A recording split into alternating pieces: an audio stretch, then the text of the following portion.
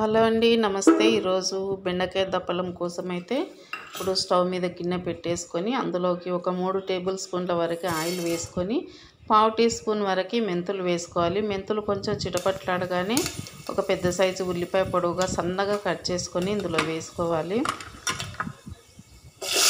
వేసుకున్న తర్వాత ఉల్లిపాయనైతే కొంచెం బాగా వేగనివ్వాలి. నేనైతే దీనికోసం ఒక పావు కేజీ బెండకాయలు తీసుకొని శుభ్రంగా కడిగేసి కట్ చేసి పెట్టుకున్నాను. ఇంకా ఇందులోకి అల్లం వెల్లుల్లి పేస్ట్ అప్పడప్పటి దంపి వేసుకోవాలి.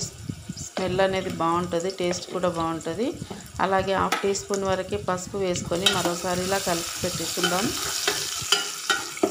ఇంకా బెండకాయ పులుసు కోసం అయితే నేను ఒక చిన్న నిమ్మకాయ సైజ్ అంత చింతపండు నార తీసి శుభ్రంగా కడిగి పెట్టేశాను.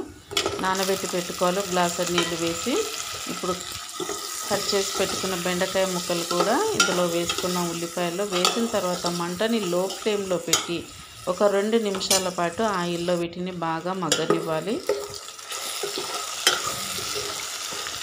ఇంకా దీనికోసం అయితే నేను ఒక టేబుల్ స్పూన్ వరకు శనగపిండి కూడా కలిపి పెట్టుకున్నాను అన్నమాట, వాటర్లో వేసి. ఇంకా ఇందులోకి సరిపడా ఉప్పు వేసుకుందాం. తర్వాత కారం కూడా సరిపోయినంతగా వేసుకుందాం.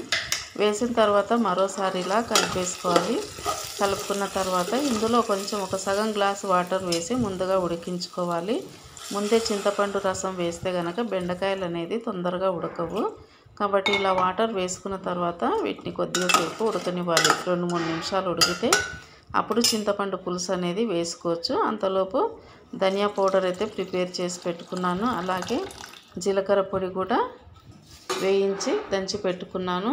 ఇప్పుడు పిండి పెట్టుకున్న చింతపండు రసాన్ని ఇందులో వేసుకుందాం. వేసిన తర్వాత ఇది కొద్దిగా సేపు మరిగిన తర్వాత ఇందులోకి ధనియాల పొడి, జీలకర్ర పొడి 2 వేసుకుందాం.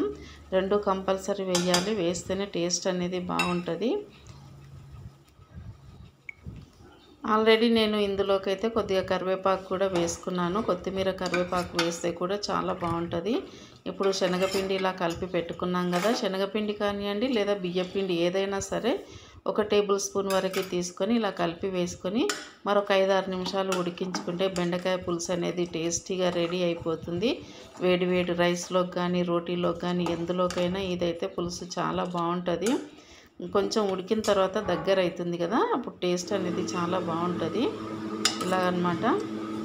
ఇప్పుడు రైస్లోకి ఇంకా ఇది సర్వ్ చేసుకోవటమే ఆలస్యం. చాలా బాగుంటుంది టేస్ట్ అయితే, ఒకసారి ట్రై చేయండి. ఇంకా ఇందులోకి మిగతా ఏ మసాలాలు వేయనవసరం లేదు. ఇలా చేసుకుంటేనే ఈ పులుసు అనేది టేస్ట్ బాగుంటుంది. Okay, thank you.